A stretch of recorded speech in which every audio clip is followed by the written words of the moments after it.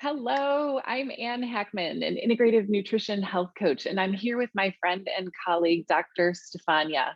So, I'm the founder of the Restore Health Coaching Program. It's a 6-week group based health coaching program that guides women through the process of restoring their metabolism by taking a deep dive, looking into their lifestyle, and learning how to use whole food nutrition, stress management, rest, exercise, movement, mindfulness to bring balance to their life and to their hormones and to their metabolism. So, Steph and I are on today to talk about the topic of cortisol. We want to give you guys just a very high level look at what it is and what it's really doing in your body. So, Steph, will you introduce yourself? Yeah, absolutely. And thanks for having me. So I'm a board certified naturopathic doctor. Really naturopathic medicine, or at least the root of it, is about treating the whole person. So I like to say that I'm practicing holistic Western medicine, because a lot of our science is still rooted in a lot of the principles that, a medical doctor would be utilizing, at least from a understanding how the body works, right? We just take a different approach. So our approach is primarily around understanding lifestyle, understanding how you eat, how you move, and really just integrating all these different components of a person's diet and lifestyle to allow the body to innately heal itself, to restore the whole person, and to give you, as an individual, what you need to heal. And so it is a different approach, in that we don't use pharmaceuticals, although sometimes those might be needed. But typically the foundation of anyone's health is right here with the kind of work that you're doing. I'm finding that as I work with women, they're coming to me with the desire to learn how to manage their weight oftentimes, right? They have a weight loss goal. Maybe they're going into perimenopause or menopause, and just things are shifting with their hormones. The things they used to be able to do don't work to keep them healthy anymore. And what I found, stuff is I can work with people on those lifestyle things, teach them about whole food nutrition and managing stress and getting enough sleep, but sometimes a deep dive is required. And I'm so grateful to partner with you on that, to be able to refer those clients to you where you can jump in and really look at what's going on with their hormones, evaluate their blood work, and just take that deeper dive. So, topic of cortisol is coming up today. I just want to kind of like debunk it, explain it. So we're going to go over today just what it is and how it works in our body and the problems that can come up when it's out of balance, what impacts cortisol, and most importantly, how can we bring our cortisol into a healthy rhythm. And one of the reasons I wanted to do this little talk is I myself hit a season where I had some symptoms coming up that just were not in line with my lifestyle practices. Like I was eating really healthy and I was moving and kind of just doing life like I do it.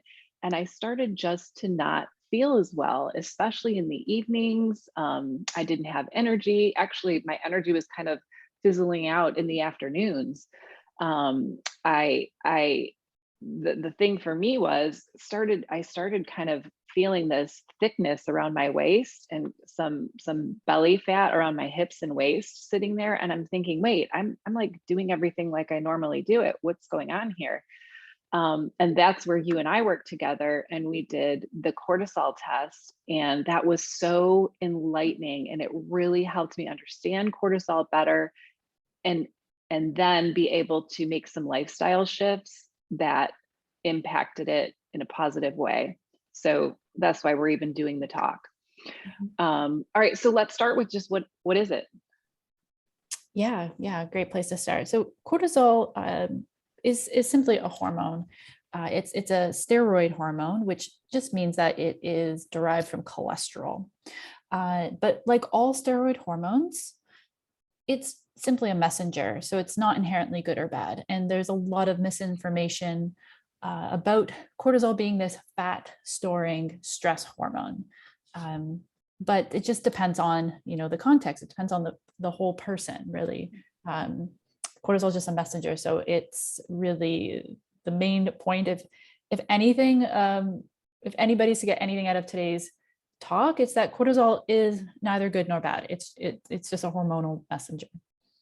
I think that's a key point, Steph, because that's where when we understand a little bit more about our hormones and these messengers in our body, it's really empowering because they really aren't good or bad. We can understand their role and then help them live out their role in our life to the best of their ability, right? So when cortisol is high all the time and stress is high all the time, yeah, it can be that bad guy. It can lead to stored belly fat, right? Mm-hmm. But we make it the bad guy with our lifestyle choices. Mm-hmm. Yeah. Yeah, exactly. And really this boils down to this fundamental principle of helping the body heal itself, right? So creating the conditions in which the body needs in order to properly regulate cortisol levels. Mm-hmm. And so, absolutely how we eat and how we manage our stress, when we sleep, how often we sleep, like all these things, if we can optimize our lifestyle to create the conditions for healthy cortisol regulation and management, then cortisol is going to be helpful for us. It's going to be there when we need it. It's going to regulate our metabolism and help manage how we metabolize the foods that we eat. And then it's going to be there when we need a stress response. It'll be there to protect us. So we want to be able to have healthy levels of cortisol, but we have to create the conditions for that to happen. Right. All right. So that makes me ask the question, can you tell me different roles that cortisol plays? I know we're not going to, take a deep dive on everything that cortisol does, but just a high level outline of the body functions that it participates in. Yeah. Great idea. And really, I like to think about cortisol when, we're under stress and when we're not under stress.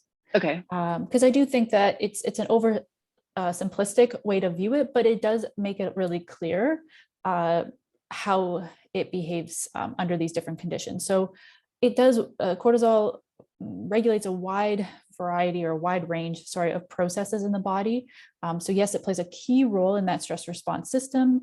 It triggers that fight or flight response. Mm-hmm. But it also manages our metabolism, our immune system, and inflammation in the body. So when we're not under stress, it regulates metabolism. So it controls protein, fat, and carbohydrate metabolism.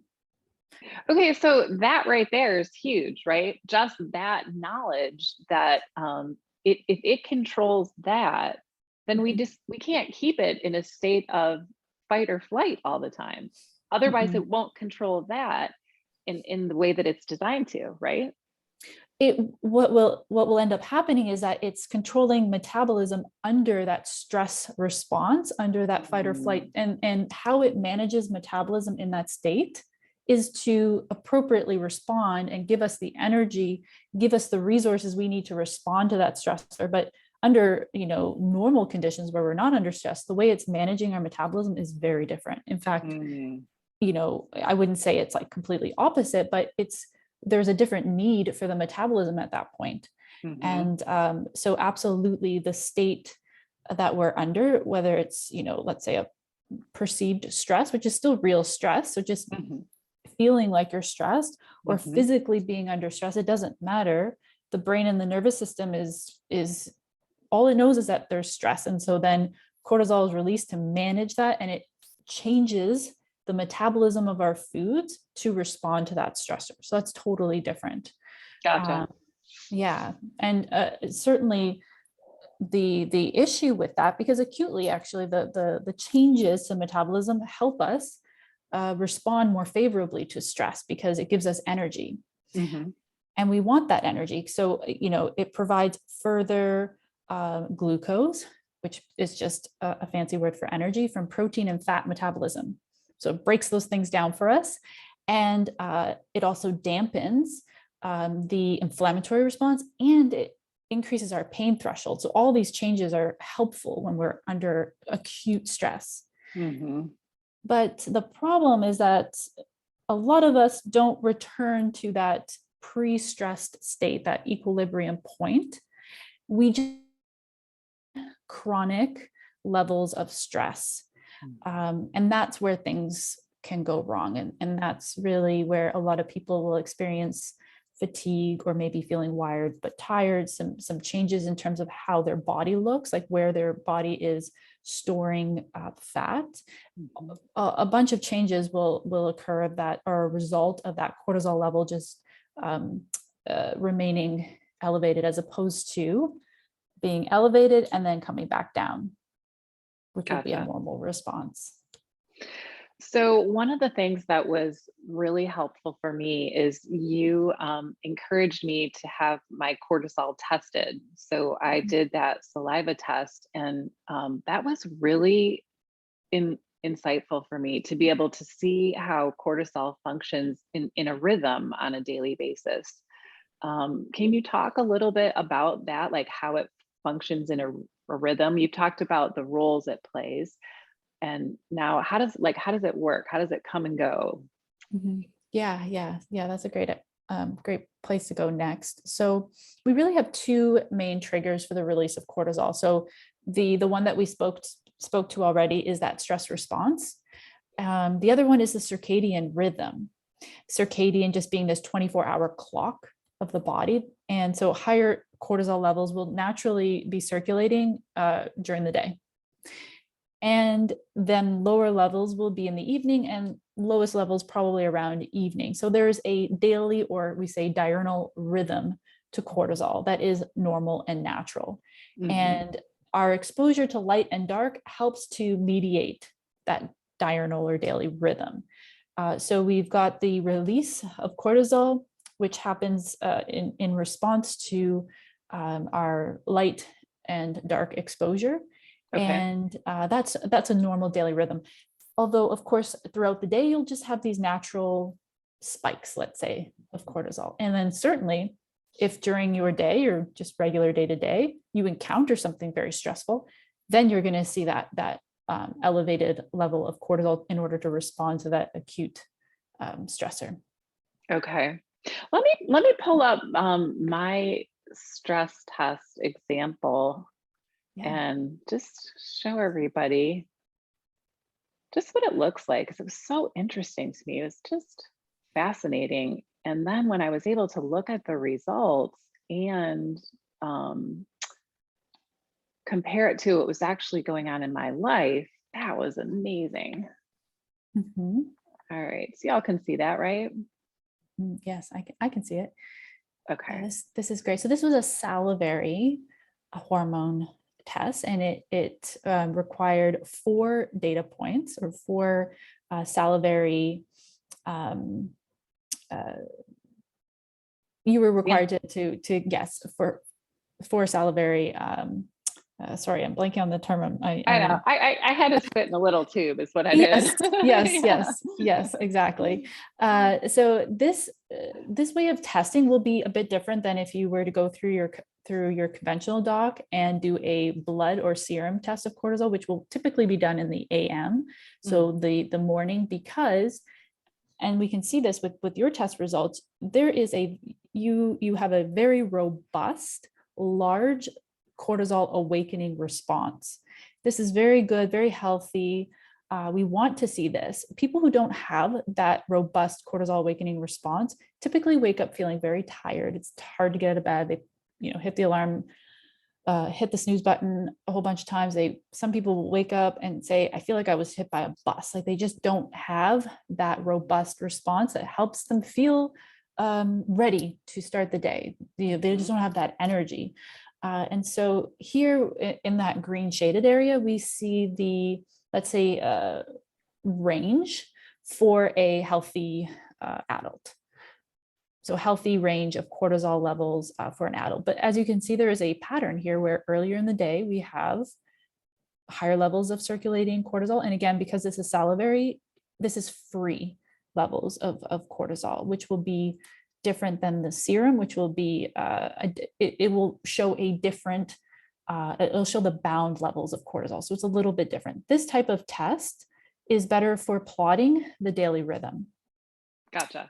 And that's Which helps me as a health coach, which helps me kind of guide clients in lifestyle practices to help bring that daily rhythm back into balance. I have worked with so many clients that come to me with very low energy and feel like they're never waking up rested, and understanding that their cortisol is not functioning at its best can help us go back and look at lifestyle choices, whether it's like implementing a new bedtime routine, winding down at night, like all these things that oftentimes women kind of resist attending to when they want to get healthy. They're thinking, okay, weight loss, exercise more, eat less. And it's like the opposite, right? Yeah. Okay. So absolutely. back to mine. Mine was high at night. Yes. Yeah. So the 3 data points before your evening sample were all within that normal healthy range. And as we can see by the green circles. However, when your levels should have been steadily decreasing and reaching its lowest around 12, yours shot up. So it did the opposite. The pattern was normal until the evening, and then your levels increased. And so this really was I think, a very good reflection of what was happening in your life at that time. And I do think you could probably speak to the sort of what was going on at that time better than I can, and sort of how that was translating in terms of your health. I was pushing myself. I was launching a new group coaching program, and I probably took on a little more than I should have with my schedule. So I was working on the content for that program in the evenings after a full day of work.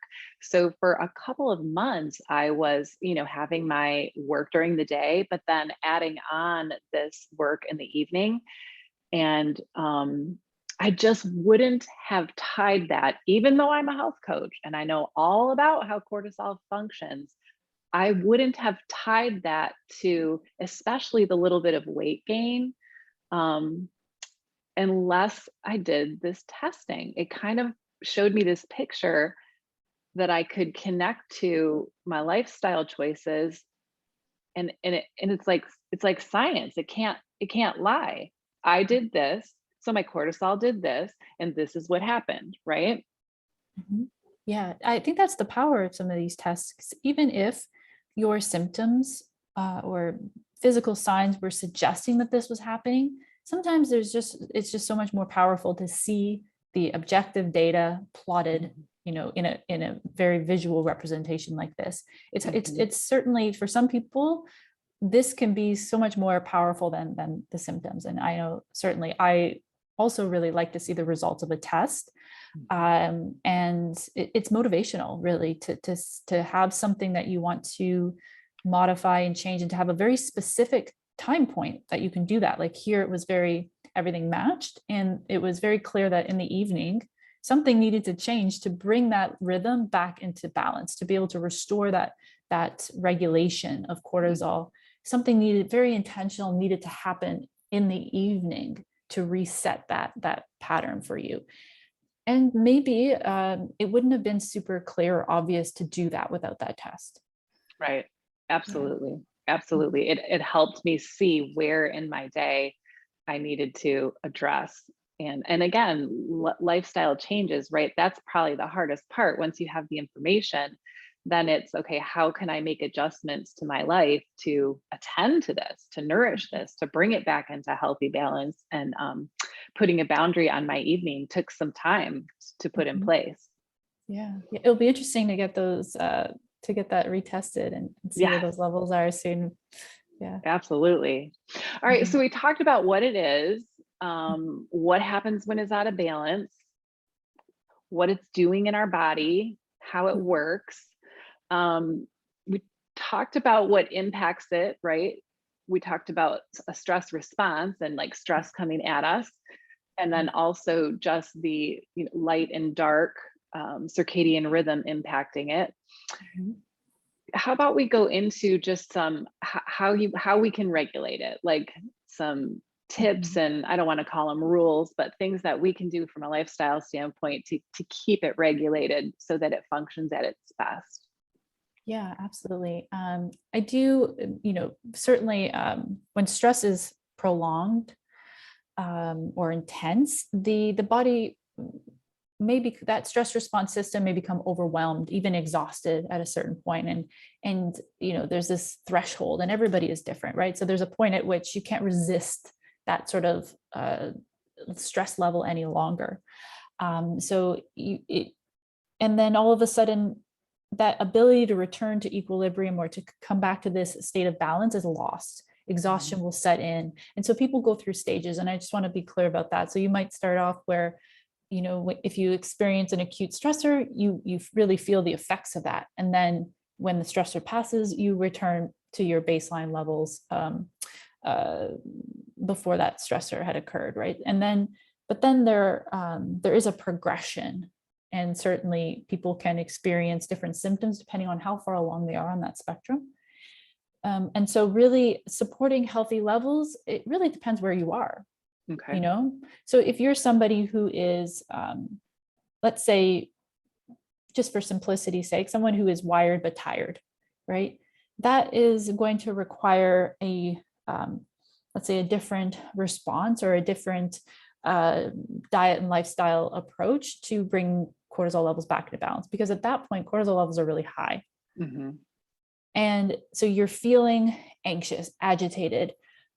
Wired is a really great word for that, but you're also just burnt out at the same time. Mm-hmm. And so really being very intentional about how you buffer stress in your life is key, and everyone's going to be different. So is it social connection?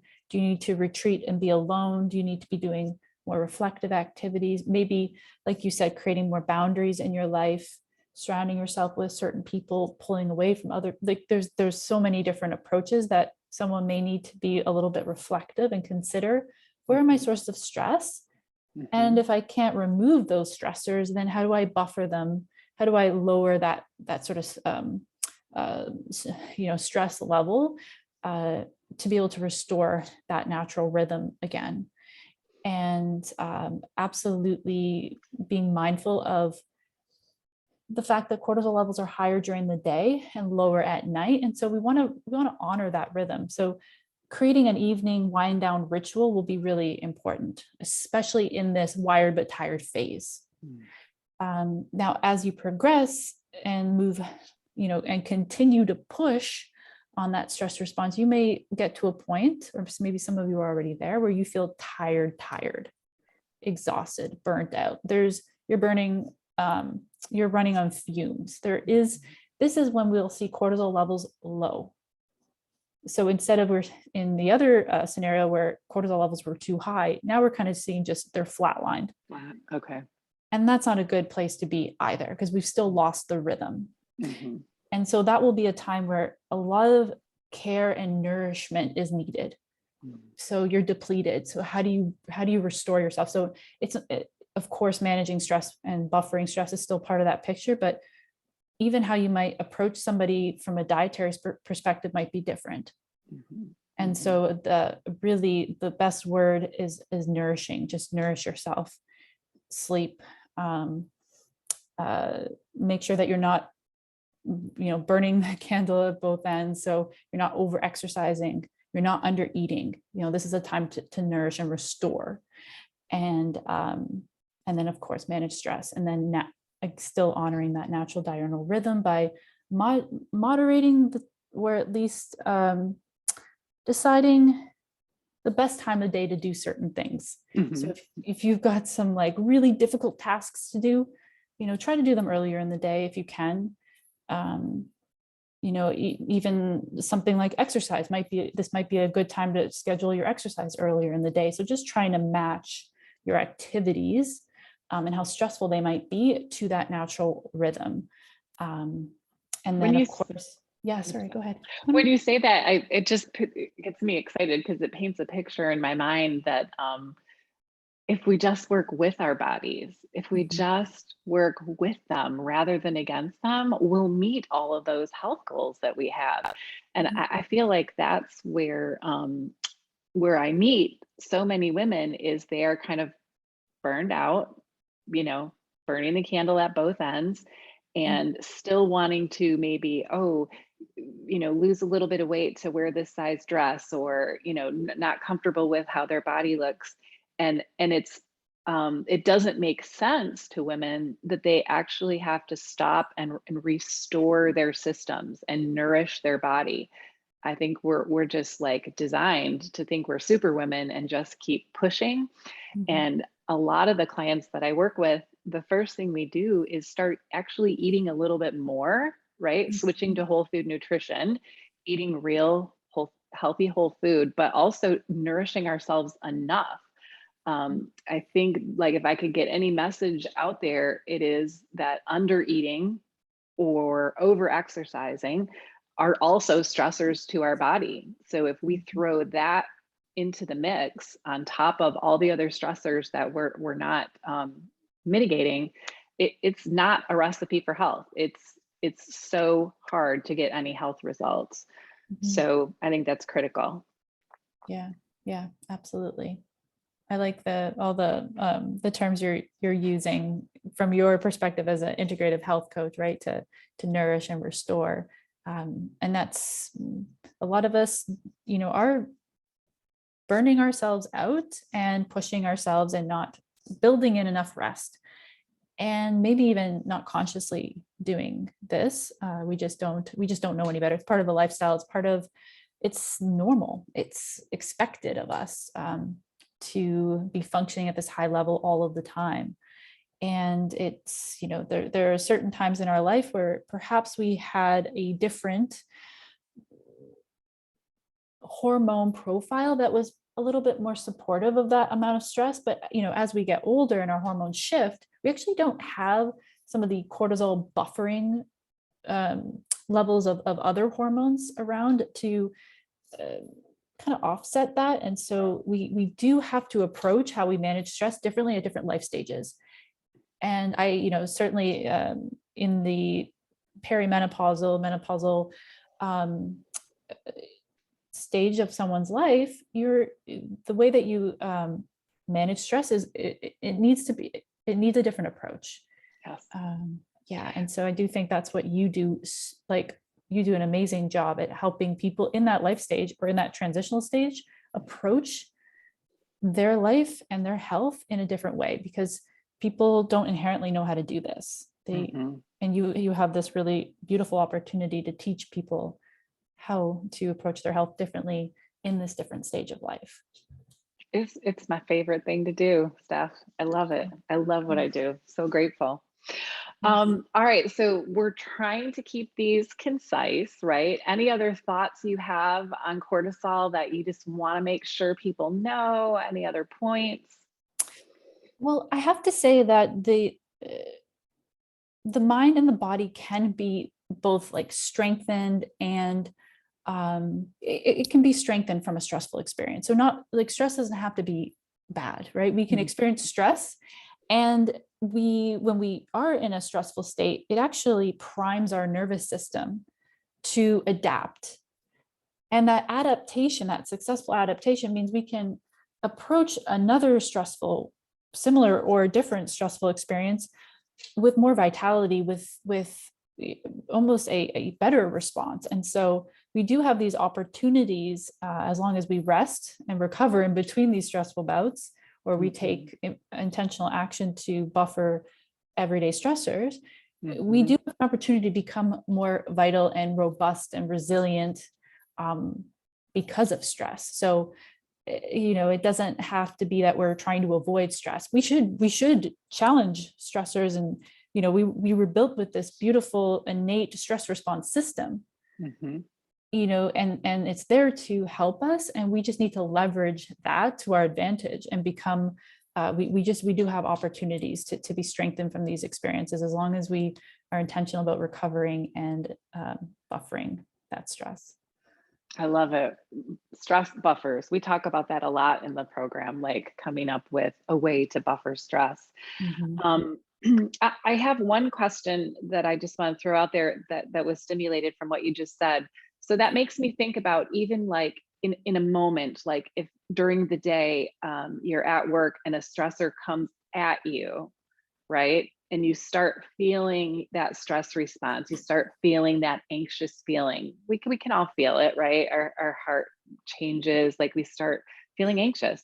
Yeah. In that moment, if we did a breathing technique, right? If we Mhm. did something literally in that moment, we're not talking about chronic stress right now. We're talking about a stressor coming at us, a bear in the woods chasing us. If we can settle ourselves down in that moment, does it help the cortisol not spike so much? Mhm. Well, so actually, cortisol isn't one of the first responders. So if we're, Okay.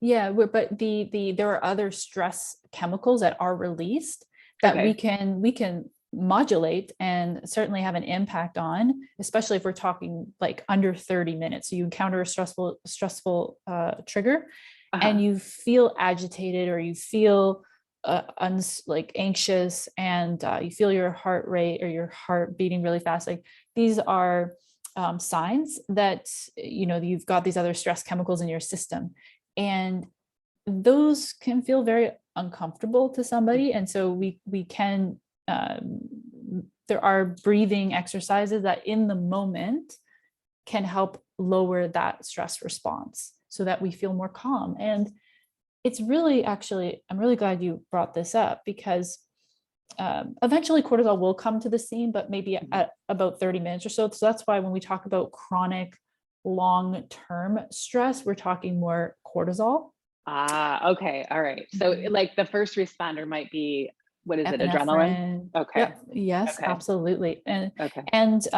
these aren't bad chemicals. Like there's this chemical cocktail essentially that is priming our nervous system. So we do have a very interesting opportunity in that moment, because we feel that agitation. It opens up the gates, let's say, for our brain to learn from that experience. And so we Hmm. feel agitation. That's a sign that, okay, something needs to change.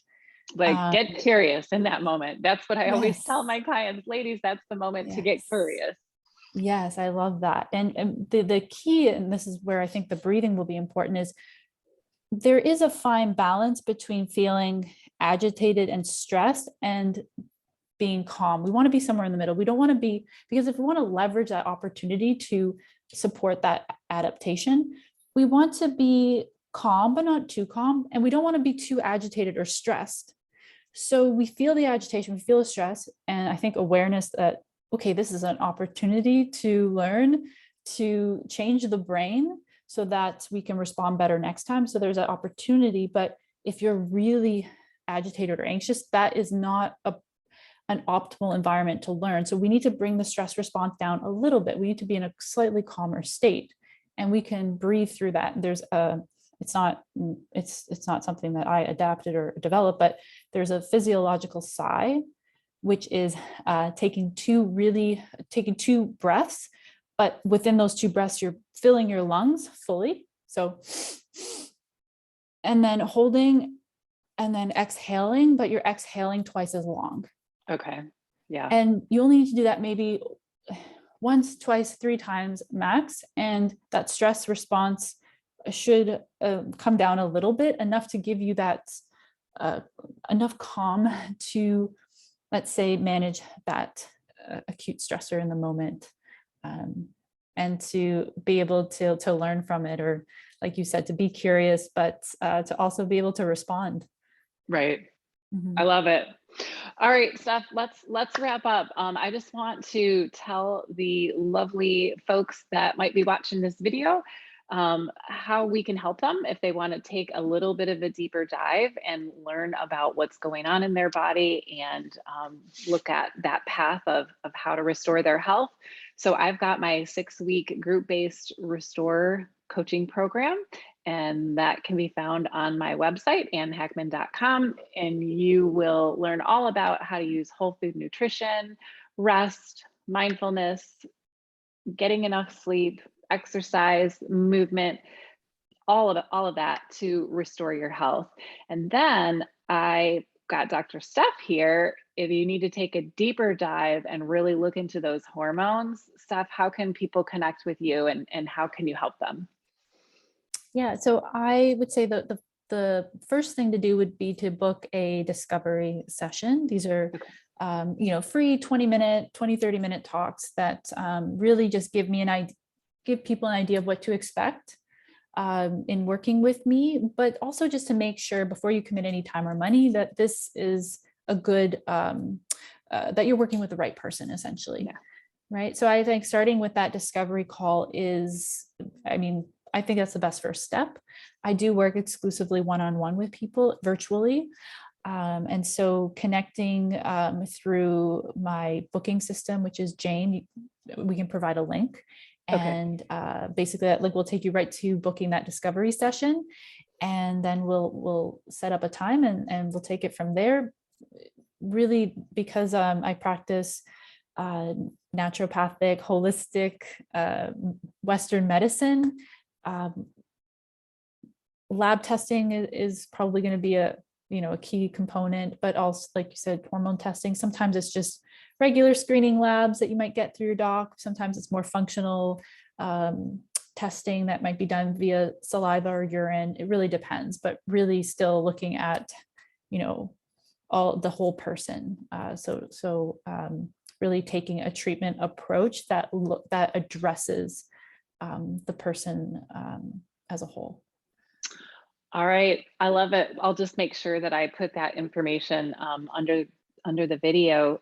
Thanks for listening, guys. We will be back with more female health topics.